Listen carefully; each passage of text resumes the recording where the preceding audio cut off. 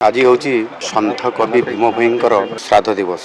ये अवसर में तांको प्रति गभीर श्रद्धांजलि ज्ञापन करुछि। सन्थ कवि भीम भोई केवल जड़े महान कवि बा सन्थ नथिले, से तिले मानवता, करुणा एवं सामाजिक न्यायर शक्तिशाली स्वर। अत्यंत सरल और सावलील भाषा भजन और चौतीसा माध्यम से मानवता, सरलता और सामाजिक समानतार वार्ता से दौथिले।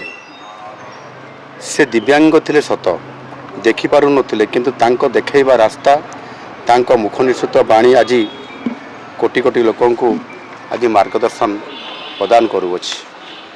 से जीव जगतर दुखरे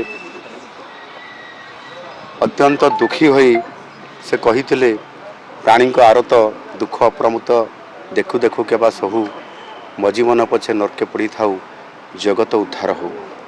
ये महान चिंताधारा आज सन्थ कवि को आज विश्व विदित करिछि। एभली चिंताधारा केवल जड़े कवि किंबा लेखक पक्षरे संभव नुह, यह केवल जड़े सन्थ ही करि परिबे। अंध होई मध्य तांकर ज्ञान और भक्तिभाव सारा ओडिया साहित्य को समृद्धि करने सहित सारा विश्व को समृद्ध करि पारिछि।